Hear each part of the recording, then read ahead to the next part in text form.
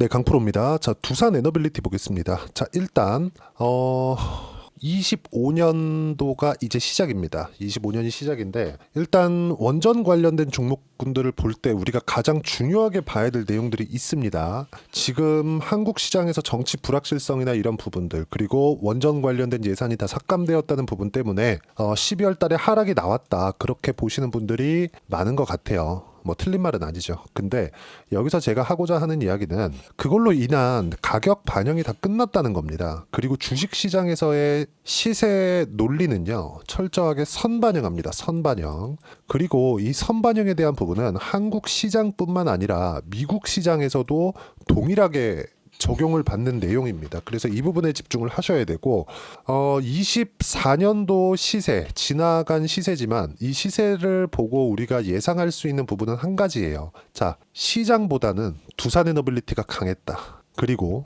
두산그룹에서 정말 큰 똥이죠. 분할합병 관련된 이슈가 터졌는데도 불구하고 그래도 추세는 지켜냈다. 이 부분은 좀 긍정적으로 봐야 될 부분이기도 합니다. 자, 근데 한 가지 아쉬운 건 터지면 안 됐었던 비상기업 관련된 내용, 이런 부분이 터지고 나서 강하게 하락 구간을 만들어내고 있었죠. 그리고 제가 오늘은 두산에너빌리티 영상에 달린 댓글을 가지고 이야기를 조금 드릴 겁니다. 몇 가지 이렇게 잘못 보고 계신 분들이 있는 것 같아서 그 부분에 대해서도 이야기를 드릴 건데, 그 첫 번째 내용이 요겁니다. 자, 요 내용이에요. 자, 내용을 보시면 국가에서 자금 지원 안 하는데 기업 혼자 수출 못 한다, 이런 얘기가 있어요. 근데 아까 전에도 제가 말씀을 드렸지만 주식시장은 선반영합니다. 선반영하는 건 아직 벌어지지 않은 일, 이걸 가지고 주가가 올라간다는 거죠. 그러면 아직 벌어지지 않은 일을 가지고 돈이 들어오기 때문에 주가가 올라가는 거예요. 그러면 우리가 이해를 돕기 위해서 이걸 한번 보시죠. 이 내용에 대해서 이해를 하는 게 정말 중요합니다. 그리고 이 내용에 대해서 이해가 되었을 때는 주식시장에서 꾸준하게 수익을 볼 수 있을 거예요. 자, 이건 일단 뉴스케일 파워의 주가인데, 뉴스케일 파워의 주가는 제가 이따가 이야기를 드릴 거고 24년도 그리고 23년도에 빼놓지 말고 봐야 되는 기업이 두 가지가 있습니다. 그게 테슬라하고 엔비디아예요. 23년도부터는 엔비디아고요. 24년도 중반 이후부터는 테슬라죠. 그리고 23년도에 테슬라 같은 경우에 어떻게 움직였는지도 참고해서 보면 주식시장에서 시세가 어떻게 돌아가는지, 그리고 우리가 25년도에는 어떻게 시장을 바라봐야 되는지를 이해할 수가 있을 겁니다. 자, 엔비디아의 딱 2년치 움직임을 보겠습니다. 이렇게 보면은 보기가 좀 어려우니까 조금 키워서 23년도부터 2년치 움직임을 보겠습니다. 자, 내용 한번 보세요. 1월 9일로 찍혀 있죠. 첫째 주입니다. 23년도에 15달러예요. 그러면서 주가가 10배 올랐죠. 대략 2년 정도의 기간이 걸렸습니다. 자, 그러면 엔비디아의 실적이 전환되기 전에 주가는 우리가 여기 150달러에서 밑에를 보면 여긴 되게 싸다고 생각하죠. 근데 우리가 다른 방향으로 한번 생각을 해보셔야 됩니다. 22년도에는요, 금리를 가파르게 올리면서 뭐가 나왔습니까? 하락이 강하게 나왔죠. 금리는 할인율입니다. 금리 관련돼서 제가 간단하게 이야기를 드릴게요. 이 부분도 이해를 해놓으시면 좋아요. 금리는 할인율이에요.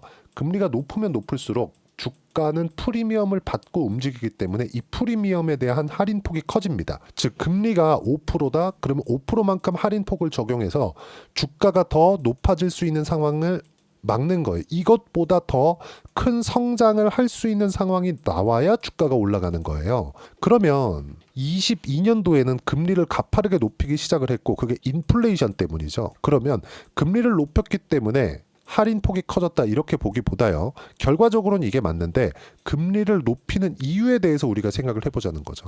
강제로 경기를 다운시킨 겁니다. 경기를 흔히 얘기하는 컴다운 시킨 거예요. 그렇죠. 어쩔 수 없죠. 인플레이션을 잠재워야 되니까, 물가를 잡아야 되니까. 그러면서 할인폭이 커졌고, 그 할인폭을 적용받은 결과 엔비디아 같은 경우 어떻게 됐나요? 물론 이제 물가를 강제로 잡는 과정에서 경기에 대한 충격을 받고 거기서 매출에 대한 부분, 그리고 이익에 대한 감소가 나오니까 당연히 주가가 떨어지는 거죠. 할인율이라고 이야기를 드렸었던 거하고 같은 이야기가 되는 겁니다. 근데 그 이후에 23년도에 이때부터는 실적이 안 좋았었거든요. 근데 그 이후에 어떻게 됐습니까? 상승하기 시작했죠. 그러면 보세요. 10달러부터 22달러 거의 100% 정도의 상승세가 나왔었던 여기 10월달 이후에 한 달, 두 달, 세 달, 네 달, 다섯 달 정도 5달 정도 동안 엔비디아의 상황이 2배만큼 좋아졌나요? 실적이 2배만큼 좋아졌어요? 그게 아니라는 겁니다. 이게 아니에요. 근데 주가는 어떻게 됐나요? 신고가를 만들고 나서부터 상승폭을 강하게 키웠고 급기야는 5월 달에 여기 강하게 갭상승을 시켰던 부분이 있죠. 이 구간이 실적을 확인하는 구간이에요. 자, 그럼 우리가 여기서 하나 보고 갑시다. 국가에서 자금 지원 안 하는데 기업 혼자 수출 못 해요. 이건 우리가 나오면 좋지만 국가에서 자금 지원하면 좋아요. 근데 이런 부분이 굳이 없다고 하더라도 앞으로 원전 생태계가 다시 세계적으로 구성된다는 그런 부분에 대한 기대감만 가지고 있다고 하더라도 주가는 올라갈 수 있다. 제가 기다리는 게 앞으로 어디 수출할 거예요? 제가 그걸 어떻게 하나요? 하지만 원전에 대한 부분은 기대감을 지속적으로 가지고 있다는 점. 25년도에는 그걸 집중적으로 우리가 기억하고 있어야 됩니다. 자, 그래서 제가 아까 전에 말씀드렸었던 SMR의 이 주식을 보면 돼요. SMR 주가, 그쵸? 뉴스케일 파워 어떻습니까? 24년도 들어서 얼마입니까 여기? 2.8달러잖아요. 2.8달러에서 32달러까지 올랐습니다. 그리고 여기서 SMR은 애초에 꺾였어요. 이렇게 보시는 분들도 있는데 아니 나스닥 기업이 15배가 올랐는데 당연히 이 정도 조정은 있는 겁니다. 그래서 확인을 하고 매매를 해야 되지만 이격도가 너무 커지는 구간에서는 지금 엄청난 실적에 대한 성장세를 만들어내고 있는 엔비디아의 주가도 조정폭이 이렇게 커집니다. 이렇게 커져요. 그렇죠? 이걸 우리가 기억을 하고 있어야 되고 요는 그렇습니다. 중요한 내용은 그거예요. 우리가 봐야 되는 내용은 딱 한 가지라는 점. 그렇죠? 국가에서 자금 지원 안 하는데 기업 혼자 수출 못 해요. 그러니까 두산에너빌리티 안 가겠네. 이게 아니라 애초에 만약에 그럴 것 같았으면은 두산에너빌리티는요. 이렇게 추세를 유지하지도 못해요. 이렇게 보면 추세가 다 깨진 거 아닌가요? 이렇게 보실 것 같은데 업종 차트랑 비교해서 보면 알 수 있죠. 이런 게 추세가 깨진 겁니다. 코스닥 보세요. 이게 2023년 7월 달이에요.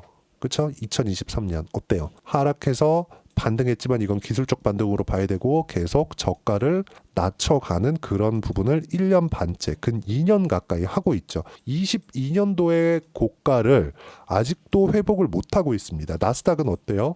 급등세를 보이고 있다. 우리가 이 부분에 대해서 집중을 해서 봐야 돼요. 시장 대비해서 그동안 강한 움직임을 보여왔었던 게 어디에 있느냐. 그리고 두산그룹에서 그쵸? 두산 지주사 같은 경우에 보세요. 두산그룹에서 여기 24년 7월 달에 정말 이 분할합병이라는 똥을 싸지만 않았더라도 이 정도까지 시세가 더디게 움직이진 않았을 겁니다. 두산 보세요. 두산 에너빌리티보다는 두산이 더 가볍습니다. 회복했잖아요. 그렇죠? 이만큼 시세를 따라갈 수 있다는 점, 그리고 원전에 대한 부분은 사실상 대안이 없다는 점, 그리고 일론 머스크와 트럼프가 원전을 사용하려는 이유는 일론 머스크가 하는 일 중에서 원가 절감을 안 하는 일이 있나요? 없죠. 단가를 굉장히 중요하게 생각을 합니다. 그리고 항상 대량 생산 방식을 채용을 하죠.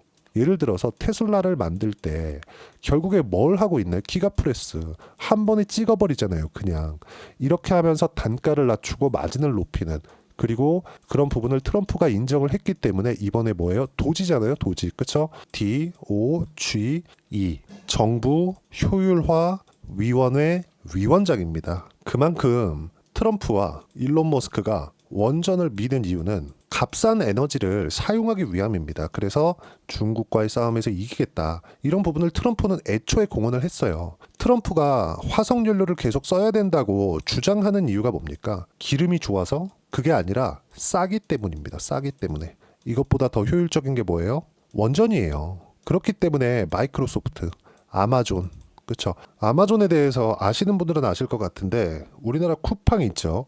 쿠팡이 아마존을 본따서 만든 겁니다. 그리고 이만큼 그쵸? 효율을 따지는 기업들이 뭘 하고 있어요? 원전에 대한 투자를 하고 있다. 두산에너빌리티는 이번에 뭘 했나요? 마이크로소프트에서 키우고 있는 테라파워에 직접 수주를 받았고요. 뉴스케일 파워하고도 실제 계약건이 이루어졌다는 점. 이게 중요한 거지. 여기서 정부에서 물론 이런 것까지 다 지원이 된다면 훨씬 더 좋겠죠. 훨씬 더 좋습니다. 근데 이게 굳이 되지 않았다고 하더라도 그쵸? 이루어지지 않는다고 하더라도 주가는 기대감으로 인해서 선반영한다. 딱 그게 만약에 시작이 되잖아요. 그러면 두산 에너빌리티도 보세요. 7월 18일 날 체코 원전 수출에 대한 결과가 7월 18일 날 나왔습니다. 근데 그 전에 이미 뭐가 나왔나요? 신고가를 만들어냈죠. 두산 같은 경우에도 마찬가지잖아요. 어때요? 3월 달부터 신고가를 만들어냈고 정확하게 그쵸? 이때 고가를 찍고 하락한 거죠. 우리가 매매를 해야 되는 구간은 신고가를 확인한 이후에 매매 타점을 잡아야 된다는 겁니다. 그러면 제가 원전 관련된 종목을 지속적으로 추적을 해야 된다고 이야기를 드렸지만 제가 아직 매매를 하지 않고 있는 이유도 그것 때문이고 저는 일단 하나오션을 포함한 조선주 그리고 바이오 쪽을 먼저 공략을 하고 있다. 왜? 반등이 먼저 나왔으니까. 그리고 그 내용에 대한 부분은 여기 소통방에서 하나하나 빠짐없이 무료로 공유를 하고 있습니다. 자, 가장 중요한 건 가격을 어떻게 잡는지. 아까 전에 제가 모든 주식시장에서의 주식은 선반영된다 그랬죠. 이거는 예외가 없습니다. 이미 벌어진 일이라면 주가는 이미 올라와 있습니다. 이 부분을 보셔야 돼요. 엔비디아 마찬가지죠. 엔비디아도 지금까지 올라가고 있는 이유가 왜 그렇습니까? 실적을 확인하고 지금보다 실적이 더 좋아질 수 있기 때문에 올라가는 겁니다. 자, 그럼 두산에너빌리티는 여기서 우리가 이제 끝났다 이렇게 생각해야 되는 구간이 언제예요? 추세를 깼을 때. 근데 여기서 추세를 깨기 위해서는 뭐가 나와야 돼요? 한국 시장이 이것보다 더 안 좋은 상황이 벌어져야 되는데 한국 시장은요 지금보다 더 안 좋아질 수가 없습니다. 그러려면 삼성전자에 대한 하락 구간이 나와야 되는데 그럴 수가 없는 상황에 있습니다. 그리고 제가 다음 영상으로도 이야기를 드리겠지만 자꾸 외환 위기가 올 수 있다는 내용들을 자꾸 언급을 하시는데 그렇지 않습니다. 25년쯤 전에 터졌던 IMF의 상황하고 지금하고는 달라요. 물론 1월 달에 이제 1월 초가 되면 나올 겁니다. 외환 보유고가 나올 거예요. 이번에 비상계엄이 터지면서 한국 시장에 혼란이 있었고 그 혼란을 막기 위해서 한국에 있는 외화를 많이 소진을 했을 겁니다. 달러가 좀 줄어 있긴 할 거예요. 근데 외환 위기를 불러올 만큼에 대한 상황은 아니라는 점. 이 부분을 조금 알고 계셨으면 좋겠고 우리가 선반영에 대한 부분 그리고 정부에서 지원이 나오면 좋겠지만 나오지 않더라도 원전에 대한 기대감은 계속해서 존재할 수밖에 없다는 점. 그게 AI 시대에 왔기 때문에 그렇다는 점. 그리고 엔비디아의 실적을 보면 GPU에 대한 판매량이 지속적으로 늘어나고 있고 그런 부분에 따라서 엄청난 전력 소모가 있고요. 이 내용에 맞춰서 미국에서는 설비 투자가 있는데 이 설비 투자에 맞게 전기를 공급하기 위해서는 앞으로 원전 말고는 대안이 없습니다. 그래서 24년도에 뉴스케일 파워, 그렇죠? SMR의 주가가 10배 이상 상승이 나온 거고 단기간에 많이 올랐기 때문에 지금은 조정 구간에 있지만 그 구간에 맞춰서 우리가 두산에너빌리티의 가격대를 보고 타점을 잡는 게 중요합니다. 그리고 그 내용을 소통방에서 이야기를 드리고 있는데 가격을 확인하기 전까지는 시세에 대한 부분을 계속 체크를 해야 되지만 그렇기 위해서는 한국 시장이 너무 안 좋기 때문에 시장에 대한 판단을 먼저 해야 됩니다. 자, 24년이 끝날 때, 그쵸? 시장 종료, 삼성전자, 하이닉스, 초대형주는 멈춰 있다. 근데 바이오가 먼저 떴죠. 그래서 코스닥의 반등이 조금 강하게 나왔습니다. 그래서 저는 바이오 쪽으로 12월 달부터 계속 공략을 하고 있었고요. 그리고 하나오션 같은 경우에도 두산 에너빌리티보다 먼저 갔기 때문에 그쵸 반등 확인이 먼저 됐기 때문에 12월 30일 날 매수 구간을 잡아드렸다는 점. 이 모든 게 다 무료로 진행하고 있으니까 와서 두산 에너빌리티의 타점 그리고 실제 선반영되고 있는 주도주의 타점을 다 받아보시면 되고요. 구독과 좋아요 눌러주시면 무료 입장 가능합니다. 그리고 댓글 하나 달아주시고 제가 입장 링크를 보내드릴 수 있게 여기 010-8713-1916으로 구독이라고 문자 보내주시면 소통방 입장 링크를 순차적으로 공유를 해드리도록 하겠습니다. 무조건 가격이 가장 중요합니다. 왜 이렇게 제가 가격에 대해서 이야기를 드리는지 그 내용에 대한 부분은 자 제가 실제 매매한 내용을 가지고 이야기를 드릴게요. 자 VT입니다. VT도 시장이 어려웠었는데 계속 강세를 보였었죠. 12월 달 들어서도 단기간에 많이 올라왔기 때문에 6월 달까지 강세를 보였기 때문에 조정을 거의 한 6개월 정도를 받았습니다. 근데 추세를 유지한 결과 다시 움직임을 보이고 있죠. 항상 기다리는 가격대 어디까지 내려오면 사야지 이런 가격은 오지 않습니다. 추격 매수를 하라는 게 아닙니다. 특정한 구간에 타점을 잡을 수 있어야 되고 그랬을 때 수익 구간을 이렇게 계속 가져갈 수 있고 쭉 내려보더라도 16%, 9% 꾸준하게 수익 구간을 만들어갈 수 있습니다. 그리고 정확하게 신고가 구간을 맞춰서 공략했다는 점을 주목하시면 되고 이 내용에 대한 부분 모두 소통방에서 공유를 하고 있고요. 다 무료입니다. 자, 원전을 이야기하고 있으니까 하나를 더 보겠습니다. 두산입니다. 두산. 자, 내용 보시면 어때요? 상승하는 구간을 공략한 결과 4%, 14% 꾸준하게 수익 구간 만들었죠. 다시 확인했기 때문에 매수 타점 잡을 거고, 두산 에너빌리티도 두산이 돌파하는 구간에 맞춰서 두산 에너빌리티도 같이 강세를 보일 거고요. 그 구간에 맞춰서 제가 타점 잡고 매매 예정이고요. 실제 두산 에너빌리티에 대한 부분도 제가 실제 어떻게 매매했는지 본다면 신고가 구간에서만 매매를 했고, 체커 원전 발표된 이후에 시세가 진행되지 않았기 때문에 매도를 한 거고, 지금은 두산과 함께 타점을 기다리고 있다는 점, B가 찍혀 있지 않죠? 이런 부분들을 소통방에서 무료로 공유하고 있으니까 구독과 좋아요 눌러주시고 댓글 하나씩 달아주시고, 입장 링크를 제가 보내드릴 수 있게 010-8713-1916으로 구독이라고 문자 보내주시면 소통방 입장 링크를 순차적으로 공유를 해드리도록 하겠습니다. 무조건 가격이 중요하다고 제가 누차 강조를 드리고 있고, 이 가격에 대해서 이해하기 위해서요, 제가 요 내용 두산에너빌리티의 단기 보유 전략, 단기는 2주입니다. 2주 동안 내가 어떻게 수익 전환시킬 것인가, 그 내용에 대한 부분이고, 2주 안에 수익 전환시키기 위해서는 가격에 대한 부분 너무 중요하고요.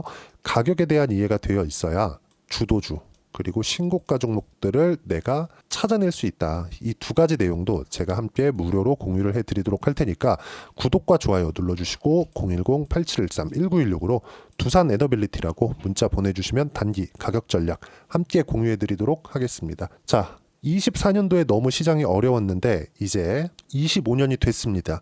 25년도에는 시장이 바로 반등할 거예요. 또는 25년도에 시장이 굉장히 좋을 겁니다. 이렇게 이야기는 못 드리겠습니다. 하지만 종목이 더 이상, 그쵸, 삼성전자가 완벽하게 꺾이면서 시장을 폭락으로 이끌고 가는 그런 상황은 나오기가 어렵습니다. 그래서 제가 말씀을 드리지만 25년도에는 종목 장세가 열립니다. 그 중에 24년도에 많이 빠진 종목이 아니라 버티고 있었던 종목군들이 주도주가 될 겁니다. 그 종목군들이 그나마 모멘텀이 살아있는 종목군들이니까요.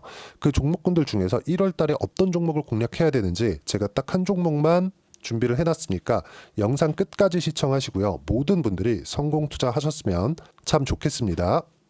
자, 여전히 시장은 녹록지 못합니다. 이런 상황이 벌어지는 건 어쩔 수 없습니다. 이런 상황에서도 수익이 나는 종목들의 구조는 변하지 않습니다. 즉, 대시세 종목에 대한 구조는 변하지 않는다는 거고, 실제 제가 소통방에서 지속적으로 이야기를 드리고 있는 내용도 대시세 종목이나 시장 주도주를 공략하는 건 철저하게 가격 분석을 하라고 이야기를 드리고, 가격 분석 이후에는 이슈에 대한 파악, 그리고 이슈를 파악하고 나서는 다시 내가 얼마에 매수할지 그 타점에 대한 부분을 지속적으로 언급을 하고 있습니다.